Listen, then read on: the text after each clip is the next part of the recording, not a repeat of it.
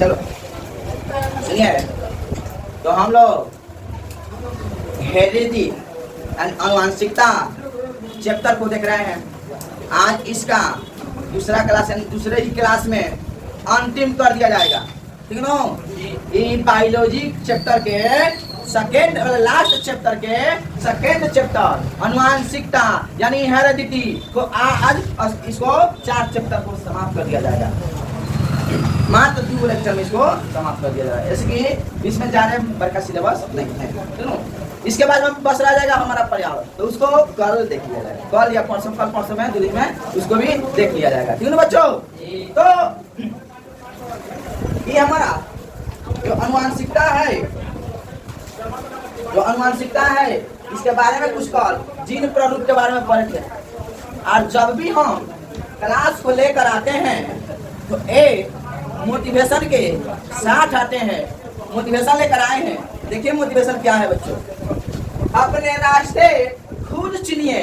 तो अपने रास्ते जाना है ना, अपने कदम जाना है ना, खुद चुनिए, क्योंकि आपको आपसे बेहतर और कोई नहीं जानता है। आपको आपसे बेहतर कोई जानता है? कोई नहीं जानता है। अपना रास्ता खुद चुनिए, क्या करना है, क्या नहीं करना है, कहाँ जाना है, किस मार्ग पर जाना है, ठीक है। खुद चुनिए, दूसरे किसी के सहारे अपने रास्तों को नहीं चुनिए, ठीक है। तो आज का इसी मोटिवेशन के साथ हम लोग अपने क्लास को शुरू करने वाले हैं। तो कल हम लोग बच्चों जीन प्रारूप के बारे में या जीनोटाइप के बारे में जानते। आज हम लोग जानेंगे उसका अगला टॉपिक लक्षण प्रारूप या फेनोटाइप, लक्षण प्रारूप या फेनोटाइप के बारे में। तो हेडिंग आप लोग बनाइएगा, लक्षण प्रारूप या लक्षण प्रारूप या फेनोटाइप, ये हेडिंग बनाइए, लक्षण प्रारूप या फेनोटाइप। ये जाना है बच्चों, ये अपने इसके लक्षण पर निर्भर करता है। जीन प्रारूप तथा इसका लिखिएगा उत्तर, जीन प्रारूप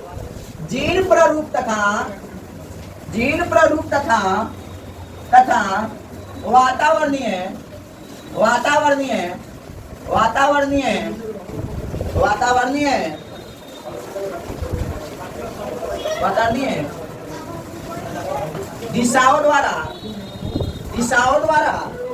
दिशाओं द्वारा निर्धारित वैसे आनुवंशिक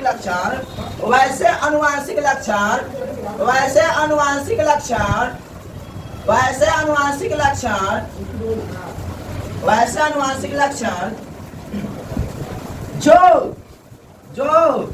स्पष्ट दिखाई पड़े,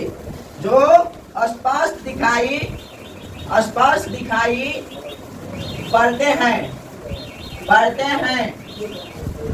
हैं लक्षण प्रारूप या दिखाई पड़ते हैं, तो लक्षण प्रारूप या फेनोटाइप कहलाते हैं,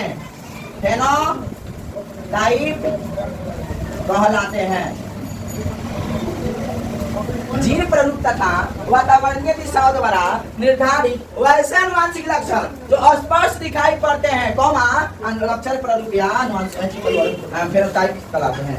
अब ये जीनोटाइप के बारे में और फेनोटाइप के बारे में किस व्यक्ति ने बताया था? ये जीनोटाइप पर होगा, ये निर्भर नहीं, जीनोटाइप पर निर्भर नहीं है, अपने इसके लक्षण पर निर्भर है। क्या है? अपने लक्षण पर निर्भर है। तो बाबा ये जब जीनोटाइप हम लोग पढ़े थे और ये लक्षण प्रारूप पढ़े थे यानी फेनोटाइप, इसके बारे में कौन बताया, किस व्यक्ति ने बताया था? तो कहते हैं बच्चों मेनल साहब ने इन दोनों के बारे में, लक्षण प्रारूप और जीनोटाइप के प्रारूप के बारे में उन्होंने बताया था। जीनो प्रारूप के जीनोटाइप में ही कौन बताया था? मेनल साहब ने बताया था। कौन बताए थे? ग्रेगर मेनल साहब ने ना। अब मेनल साहब ने क्या किया प्यारे बच्चों, ध्यान दीजिएगा। मेनल साहब ने एक लंबा पौधा लिया, क्या किया? एक लंबा पौधा लिया और एक पौना पौधा लिया। मेनल साहब ने क्या किया? एक लंबा पौधा लिया, खूब लंबा, सुनो, खूब लंबा पौधा लिया, एक बावना गुली तुली पौधा लिया, सुनो, 2 पौधा लिया, एगो बावना पौधा लिया, एगो लंबा पौधा। समझिए, वो बहुत बढ़िया समझने वाला बात है। समझिए, यहाँ व्यक्ति भी यहाँ से पूछता है, समझिए क्या किए? एक लंबा पौधा लिया है और एक बावना पौधा लिया, ठीक है। तो इन्होंने लंबा पौधा को दी बरकती माना, लंबा पौधा का किया लंबा पौधा को देखिए, लंबा पौधा को इन्होंने बरकती माना। क्या माना? बरकती माना। लंबा पौधा का माना बरकती, और ये बावना पौधा का माना छोटकाती माना। क्या माना? छोटकाती माना। ठीक है। और उन्होंने निकाल कर दिखाया कि ये रेशियो कैसे काम करता है। इसके में रेशियो निकाले थे। इसमें क्या किए? रेशियो निकाले। इसका रेशियो कैसे काम करता है। ठीक है। तो देखिए वो, मान लीजिए इस तरह से उन्होंने किया तो बच्चों, एक लंबा क्या है? लंबा है, एक नाता है। एक ही लंबा है, एक ही लंबा है, एक नाता है। एक लंबा इसको मान लिए थे, नाता है। क्यों? और उन्होंने बोला अगर एक पौधा लंबा है और एक पौधा नाता है तो दोनों का नर युग्मक और मादा युग्मक जब मिलेगा तो अगला संतान होने की संभावना बरकती रहेगा। करेगा बरकती रहेगा। क्यों? बरकती रहेगा। और हो सकता है ये बड़ी ती तथा छोटी ती हो सकता है, तो अगर बरकती मिले और छोटका ती मिले तो ये क्या करेंगे? छोटका ती और बरकती मिलाएंगे। ठीक है। तो क्या करेंगे वो? जब मेहनत से हमने क्या किया बताया, अगर बरकती का नर युग्मक और छोटका ती का मादा युग्मक, सुनो, अगर बरकती का यहाँ मिलेगा, सुनो, बरकती का और इसका, बरकती का और इसका, यहाँ देखिए, एक लंबा पौधा लिए, दो को बरकती माने, एक लंबा पौधा को बरकती माने, बराबर आ गया। देखिए होगा, सॉरी लंबा बरका का माने है बरकती, और छोटका का एगो छोटकाती एगो बरकती माने। क्यों? मेरा सामने माने। क्यों? बरकती माने इसको और इसको छोटा। लंबा पौधा क्या माने? बरकती। कल बताया था इसके बारे में, आप लोग से डिस्कस किए थे। बरकती माने तो लंबा पौधा को, अब पौधा को इसको माने। ठीक। तो क्या हुआ? अगर एक लंबा और एक नाता है, एक लंबा है और एक नाता है, एक लंबा है एक नाता है, एक लंबा है, एक लंबा में से लिया, एक नाता में से लिया। क्यों? एक लंबा में से लिया और एक नाता में से लिया। समझ में आ रहा है आपको? तो उन्होंने बोला अगर एक पौधा का लंबा भाग और एक पौधा का नाता भाग, क्यों?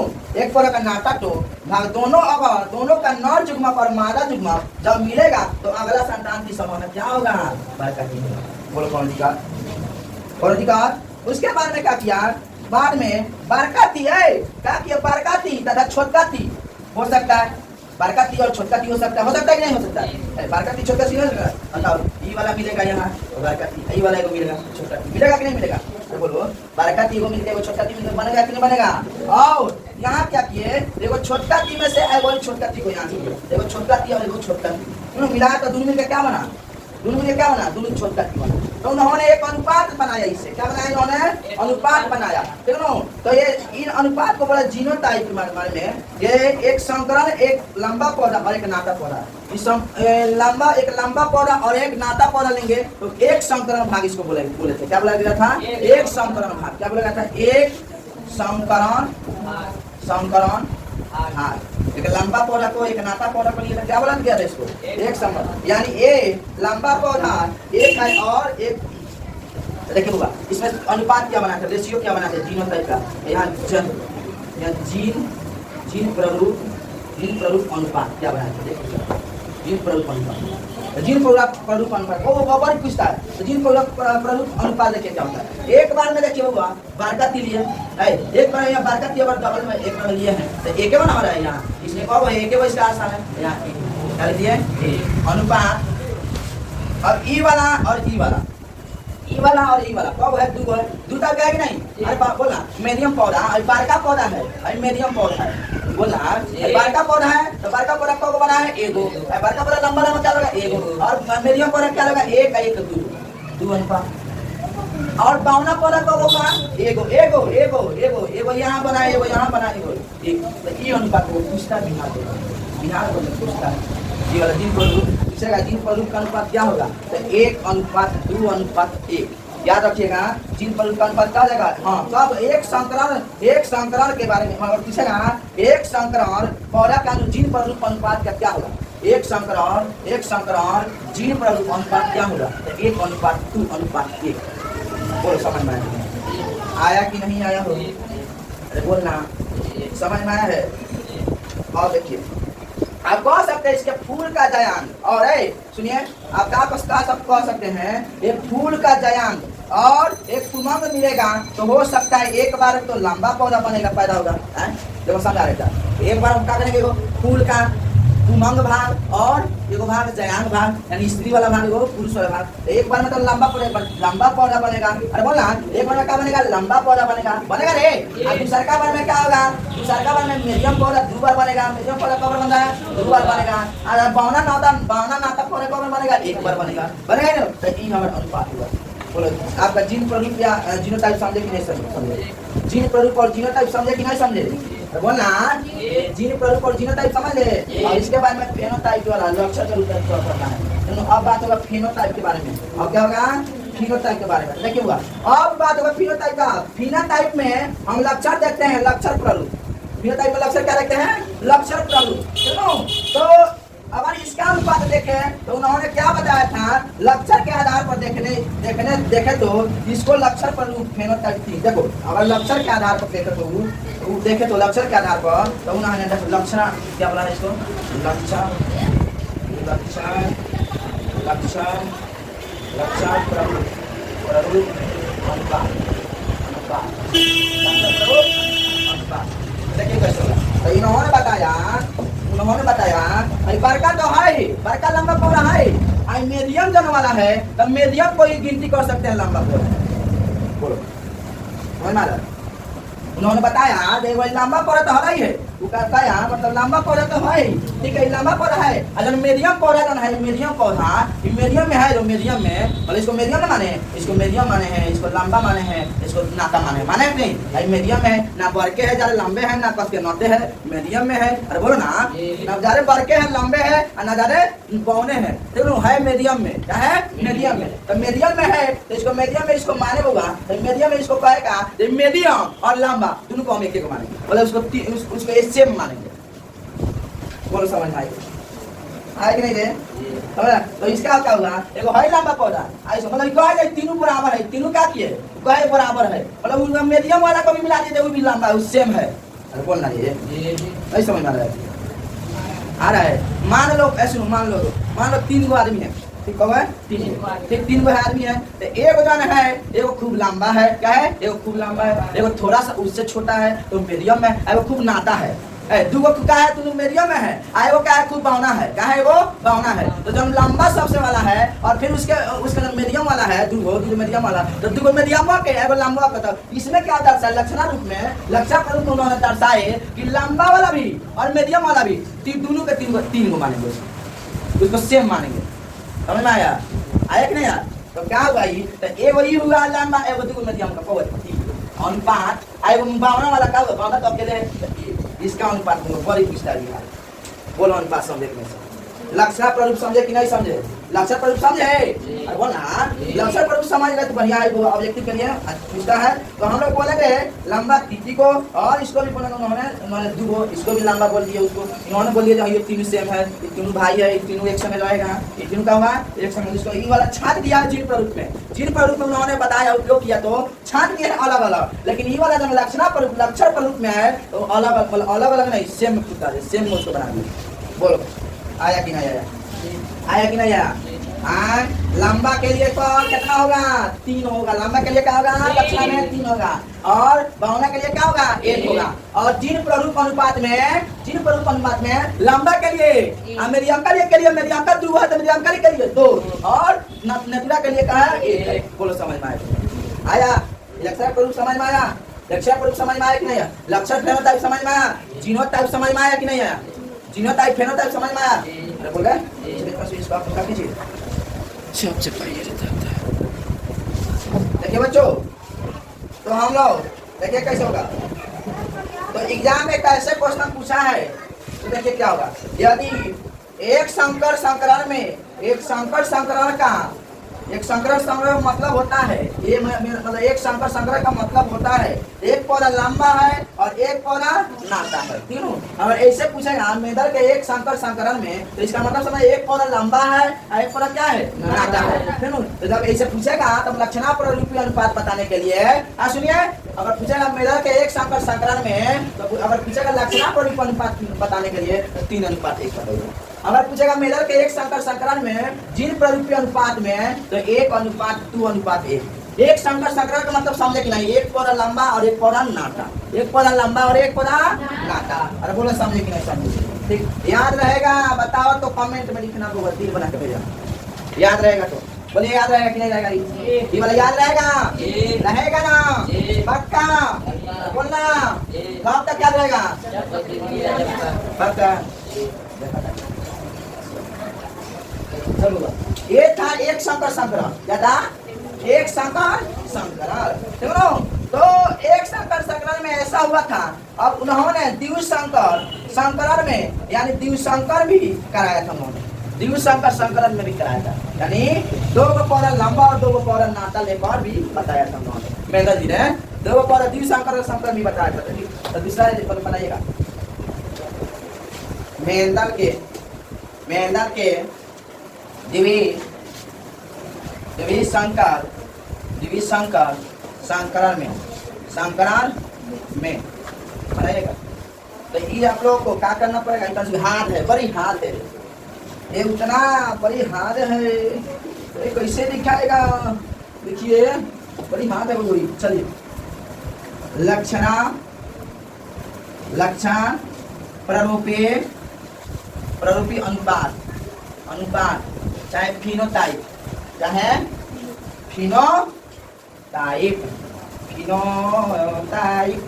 देखो बाबा, ध्यान लीजिए इसका क्या होगा। इसका देखिए याद करना होगा। देखिए 9:3:3:1 कितना लंबा? ठीक, ये लक्षण प्ररूपी अनुपात पूछेगा मेगा के द्विज शंकर संकरण में। लेकिन ज्यादातर भैया पूछता है एग्जाम में, लेकिन अगर ये भी पूछेगा तो आप लोग याद रखिएगा कि नहीं रखिएगा। याद करिएगा तभी ना, कोनो पूछेगा तो आप लोग बता दीजिएगा। बोलो पंडित का दूसरा देखिए क्या होता है? जीन प्ररूपी अनुपात या जीनोटाइप। ये देखिए कितना लंबा, बड़ी लंबा है। देखो 1:4:1:2:1:1:2:1 इतना लंबा है। क्या है? इतना लंबा है। तो इसको क्या कीजिएगा? एम्पियर वाला फॉर्मूला लगा दीजिएगा। एम्पियर, मैं तुझे रखूंगा,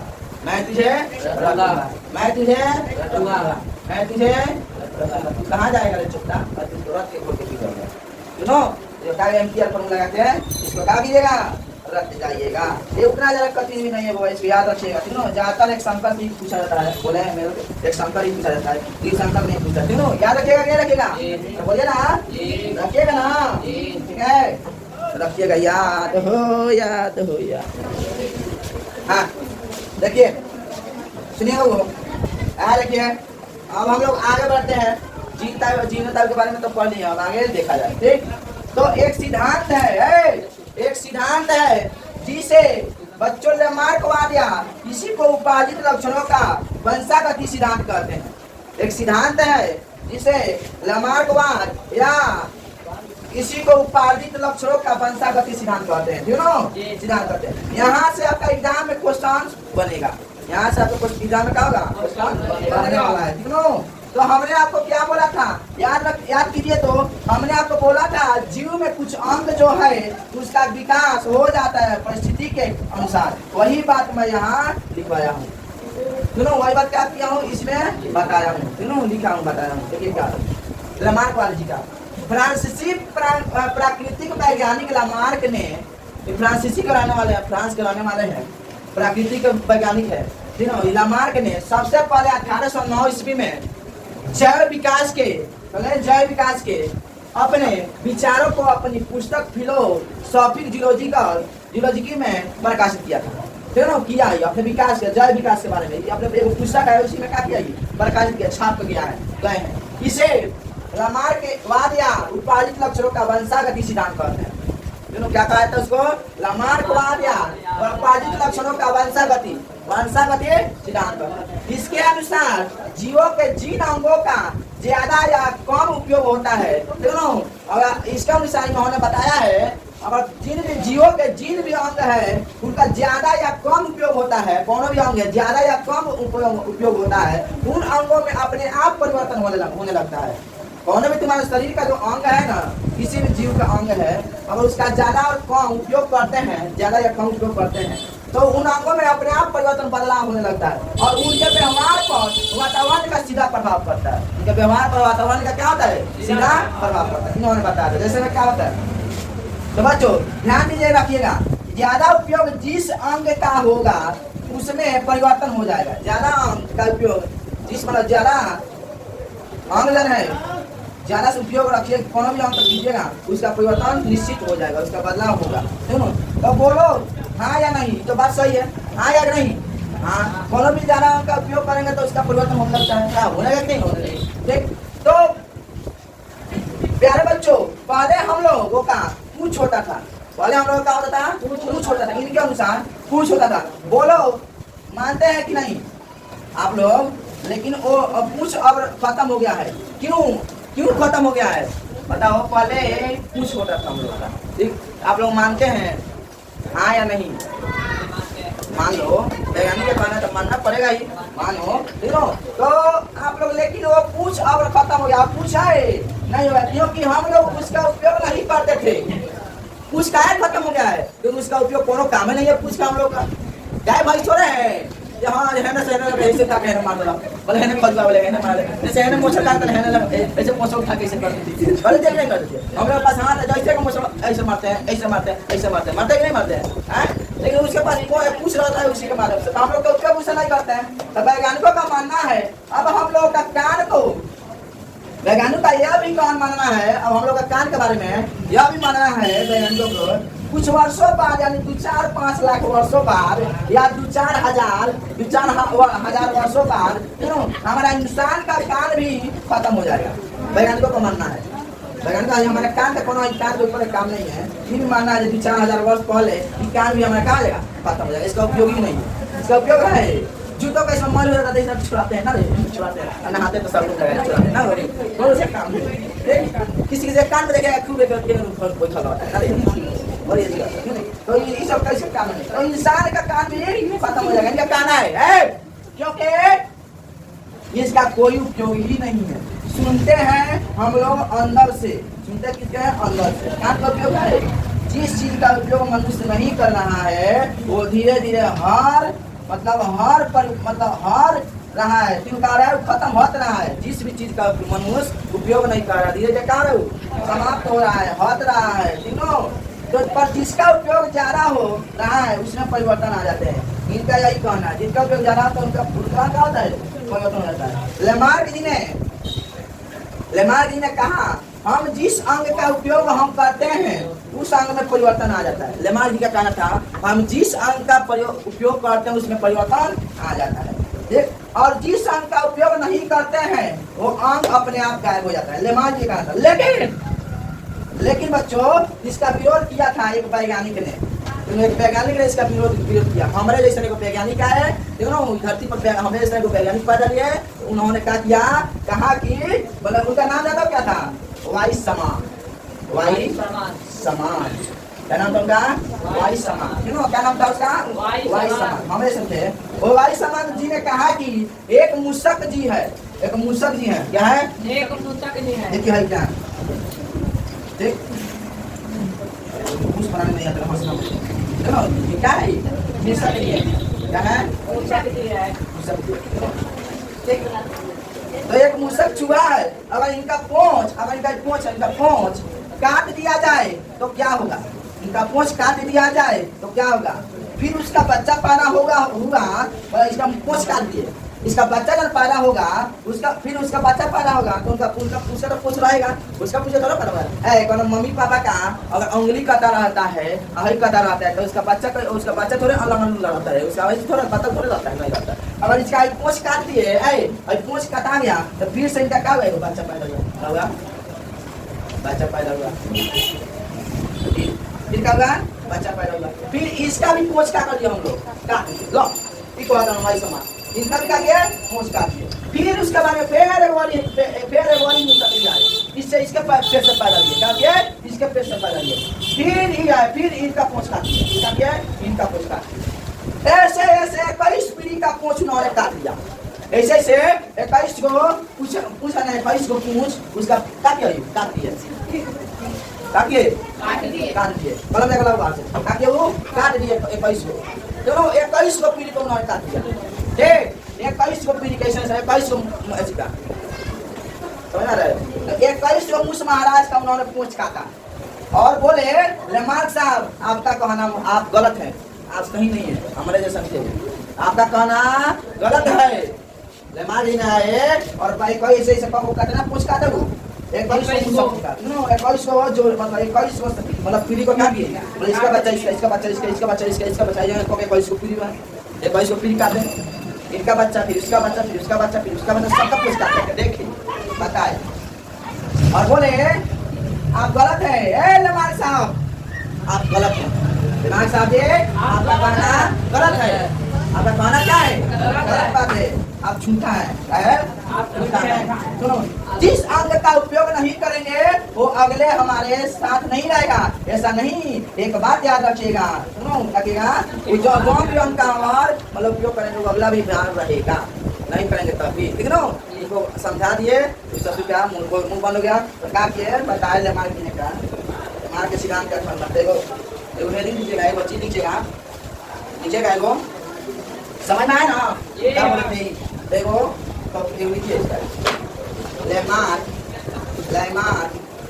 लेमार्क के सिद्धांत याद रखिएगा लेमार्क के सिद्धांत का खंडन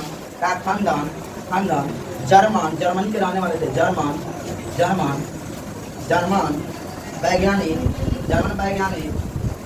वैज्ञानिक वाई समान ने चूहे के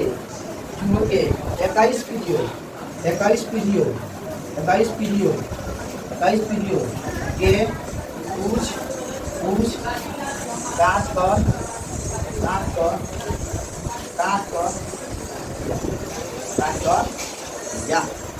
क्या किया 21 पीढ़ी को काट कर या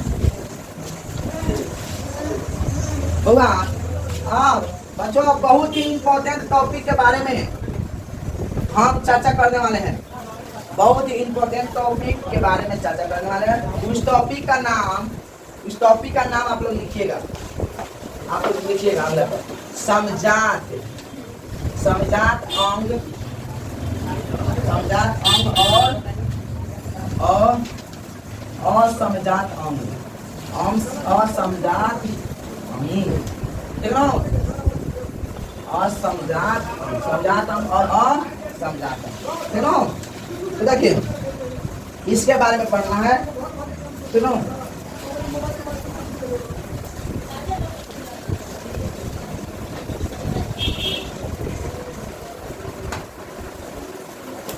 समजात अंग क्या होता है लिखिएगा समजात अंग बच्चों समजात अंग लिखिएगा क्या होता है समजात अंग किसे कहते हैं समजात अंग पहले लिख लेता समजात अंग किसे कहते हैं अंग किसे कहते हैं समजात अंग किसे कहते हैं ठीक आंसर लिखिएगा ऐसे दो अंग जिनकी बनावट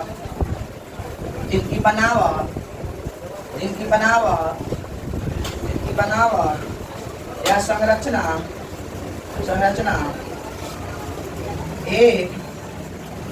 एक जैसे ही हो परंतु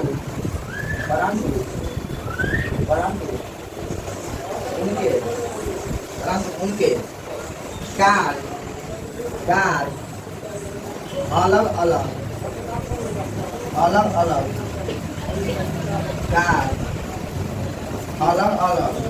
हो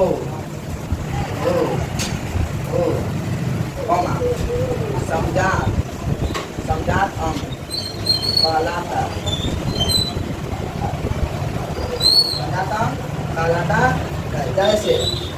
जैसे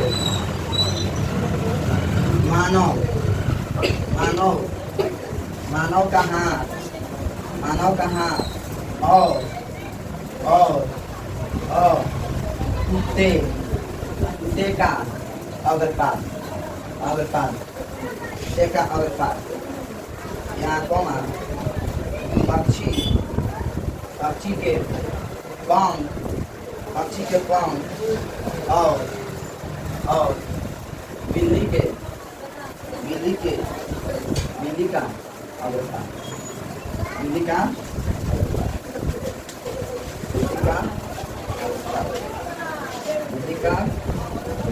देखिए समझिए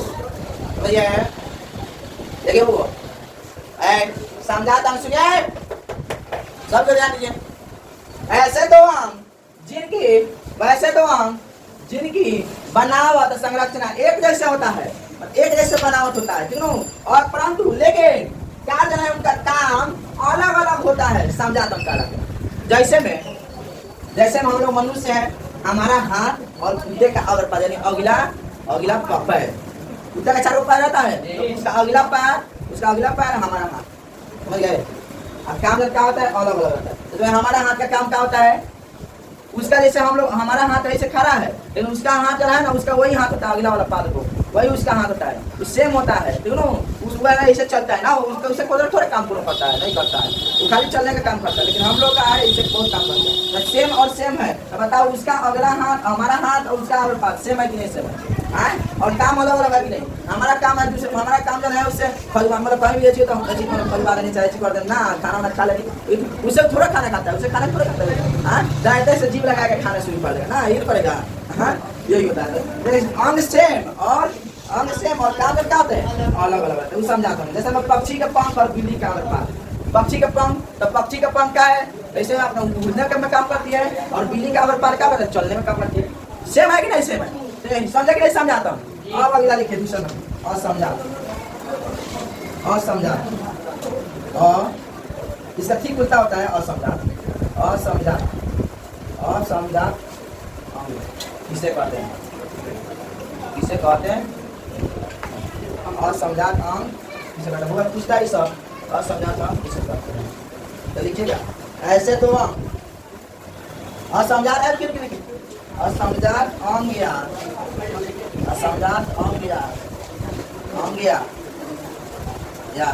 इसका वही नाम है असमझात अंग या समृद्ध अंग किसे कहते हैं लिखिएगा ऐसे दो अंग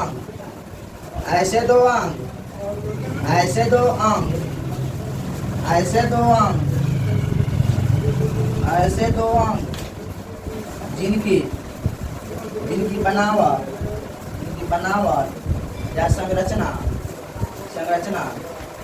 बनावट या संरचना भिन्न हो सेम हो परंतु बनावट या भिन्न हो अलग अलग तीनों भिन्न मतलब क्या होता है अलग अलग भिन्न क्या होता है अलग अलग तीनों भिन्न हो परंतु उनके कार्य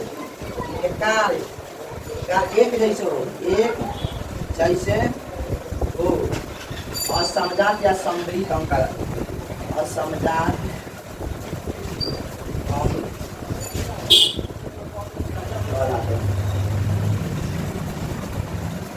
जैसे में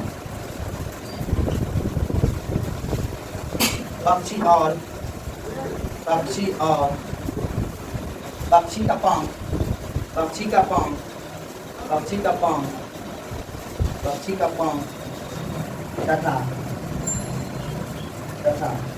और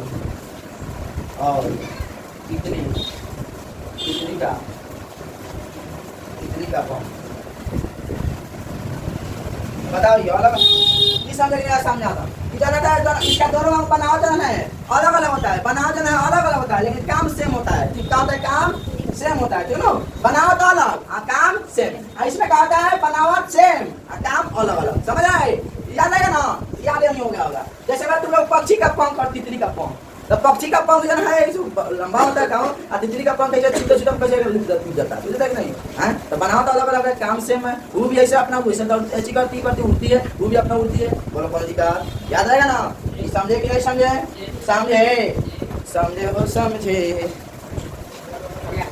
अगला टॉपिक रखेंगे हम इसके अगला टॉपिक, अगला टॉपिक ठीक हो। इसमें अब 2 और टॉपिक बचा है, ठीक है ना। देखो देखिए बनाइए, रेडी बनाइए। रेडियो लिखिएगा, रेडियो कार्बन, रेडियो कार्बन यानी सी को 3, radio carbon, radio carbon, radio carbon काल निर्धारण, काल निर्धारण से आप क्या समझते हैं, से आप क्या समझते हैं, समझते हैं, नहीं। समझते हैं। आंसर लिखिएगा। यह जीवाश्म, यह जीवाश्म, यह जीवाश्म, जीवाश्म मतलब समझता क्या होता है, जीवों का अंश, जीवों का इसमें अंश, यह जीवाश्म की आयु ज्ञात करने की, जीवाश्म की आयु ज्ञात करने की, जीवों का अंश करने की एक वैज्ञानिक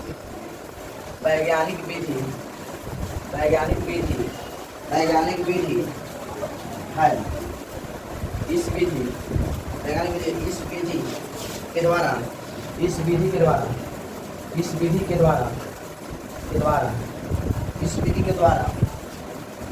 विधि के द्वारा पुरानी वस्तु की आयु ज्ञात की जा सकती। समझिए क्या है, समझिए। इसमें क्या होता है हुआ, रेडियो कार्बन का मतलब क्या होता है, काल निर्धारण। यह जीवाश्म की यानी जीवों का अंश की आयु ज्ञात करने की एक वैज्ञानिक विधि है। तो क्या उम्र ज्ञात करने की क्या एक वैज्ञानिक विधि है।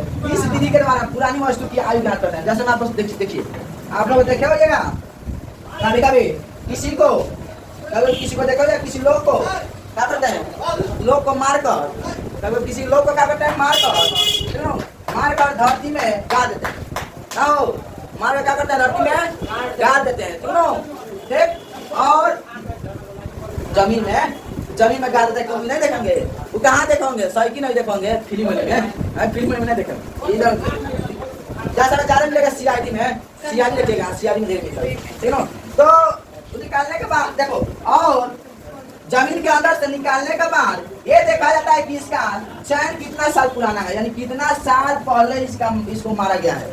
मतलब उससे इसी के विधि द्वारा, रेडियो कार्बन के द्वारा उस लाश को निकाल कर देखा जाता है कितने दिन पहले इसको मारा गया है, ठीक है। कितने दिन पहले मारा गया, इसी विधि के द्वारा। समझ आ रहा है ना, मारा गया है। तो इसको रेडियो कार्बन यानी C14 कहते हैं।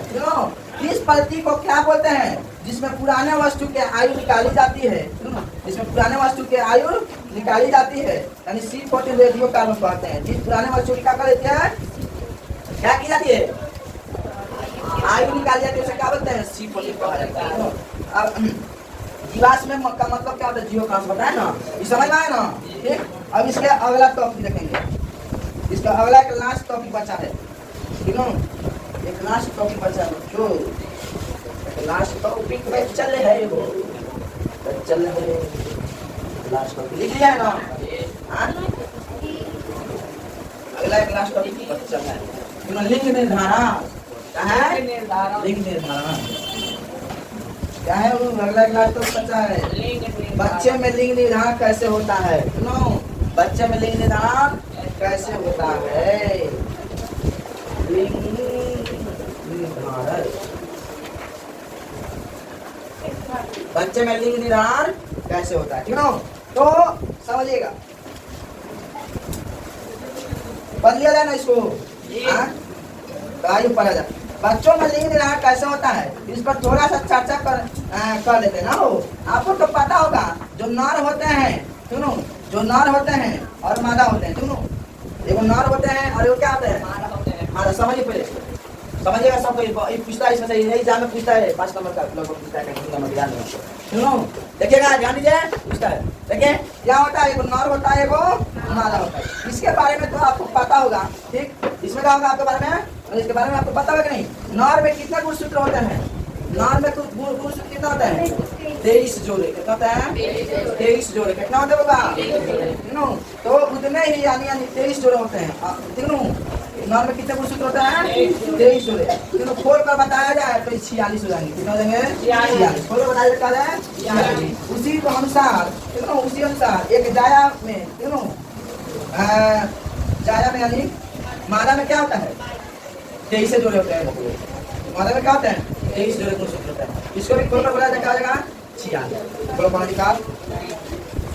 23 होता है इसमें, नार में भी 23 होता है, मादा में भी क्या होता है? 46। और एक जाया में दो और यानी 46। कितना होते हैं? 2 या 46। मादा में कितने गुणसूत्र होते हैं? 23 जोड़े। 3 कितना होते हैं? 23 जोड़े यानी 46। आपको पता है कि 23 में से इनका 22 जोड़ा समान होता है। 23 में से इनका 22 जोड़ा क्या होता है? समान होता है। क्या होता है? 22 जोड़ा समान होता है। और उनमें से एक होता है एक्स और वाई। ये क्या होता है? एक्स और वाई। ये क्या होता है? एक्स और वाई। एक्स और वाई 22 को समान होता है। क्या होता है? एक्स और वाई।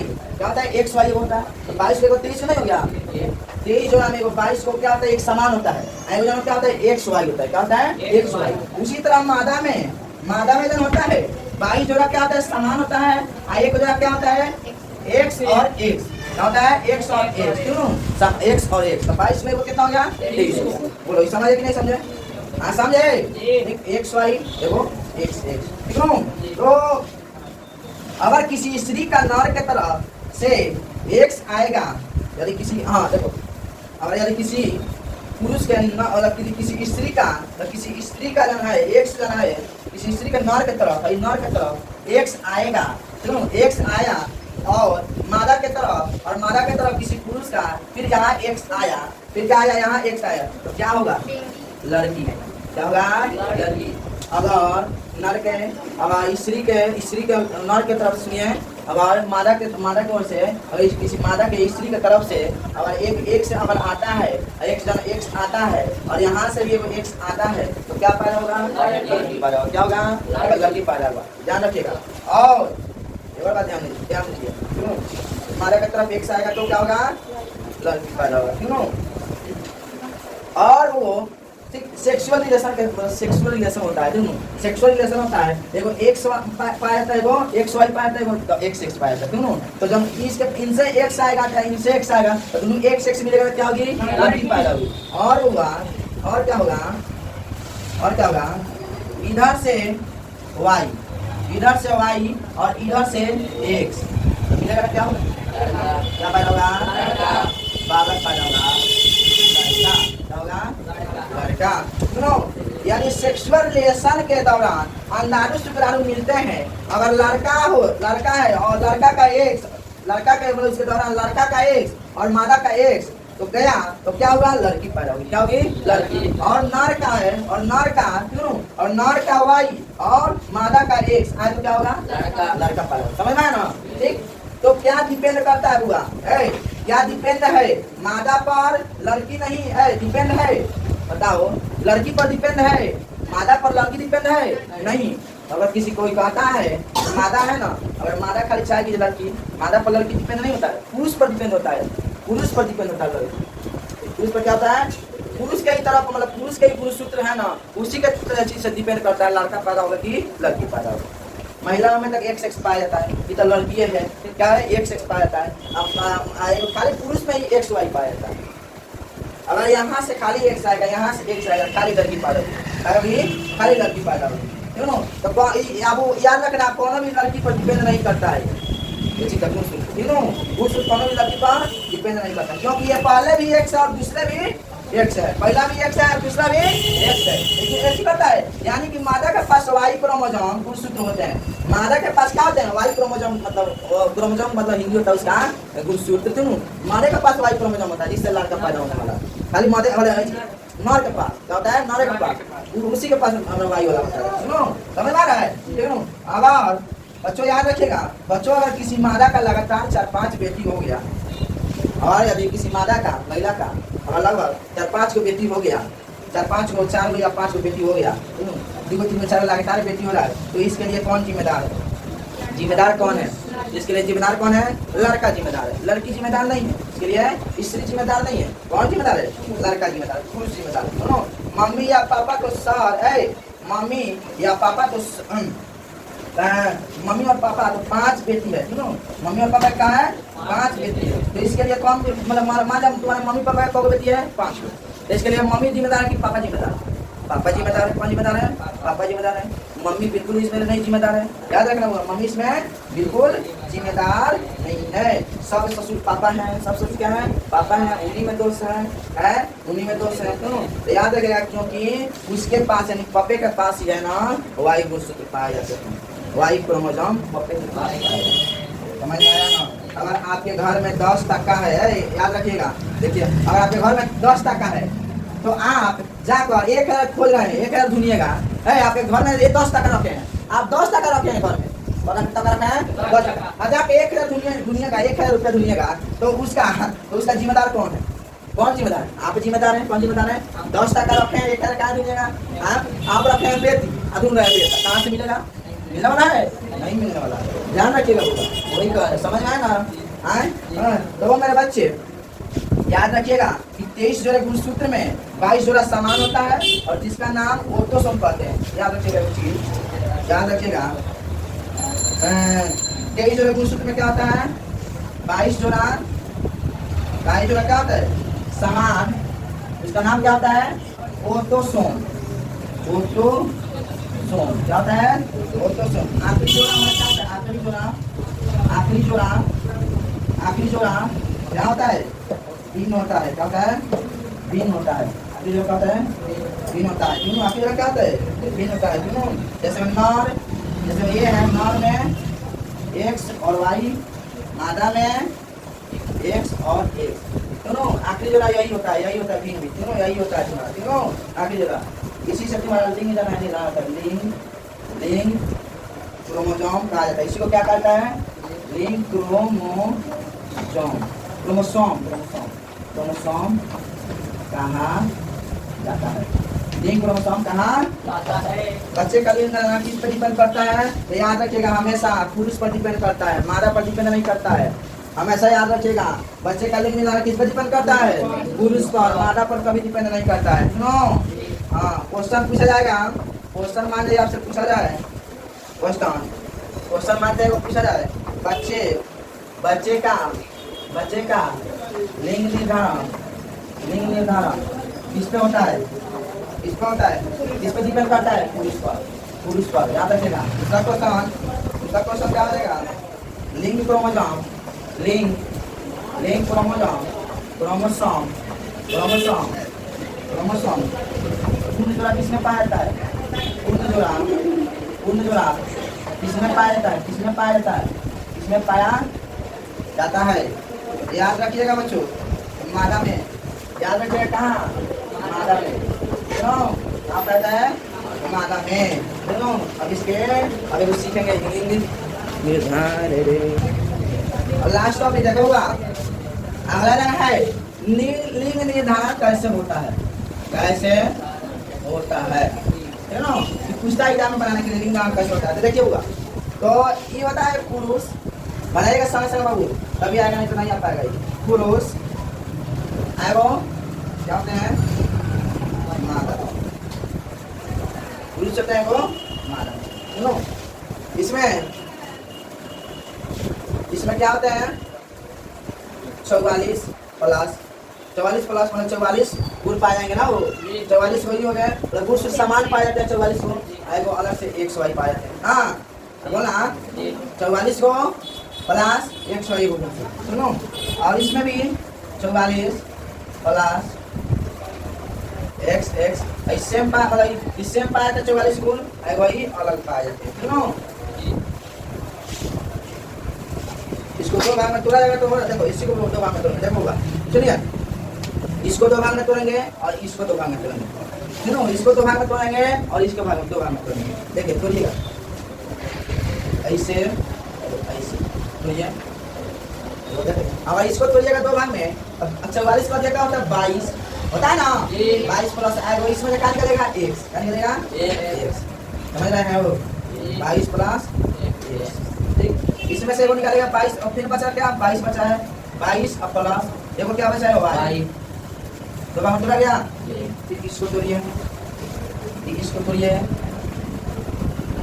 इसको तोड़िए, इसको 44 का जगह था 22 प्लस x, इसको भी 44 का जगह था 22 प्लस क्या होता है प्लस x, दो भाग में टूट गया, ये दो भाग में टूट गया, दोनों को एक दो भाग में तोड़ेंगे, दोनों को क्या करेंगे दोनों भाग में तोड़ेंगे। चलो क्या करेंगे तोड़ेंगे, क्या होगा बच्चा, ए बचवा सुनिए कलम बदल लीजिएगा। देखिए देखो इसमें से गुण सूत्र लेंगे इसको और इसको, इसको और इसको, सीधा है सीधा, और तेरह बना, और हमसे 13 में बन जाए, लेकिन तुम लोग सीधा बनाना है, सीधा सीधा बनाना है, सीधा तीनों। तो यहाँ देखिए होगा, यहाँ क्या हो जाएंगे 22 को 22 के लिए कितना आता है 44 को क्या हो जाएंगे 44, एक और x मिलकर एक और x मिलकर क्या बन जाएंगे x और x, क्या हो जाएंगे x और x और x मिलकर क्या बनता होगा, क्या फायदा होता है मादा, क्या होगा मादा भाग फायदा होंगे, क्या होंगे लड़की फायदा होंगे। बोलो कौन दिक्कत बच्चा, ए बचवा बचवा रे आए प्रॉब्लम हो।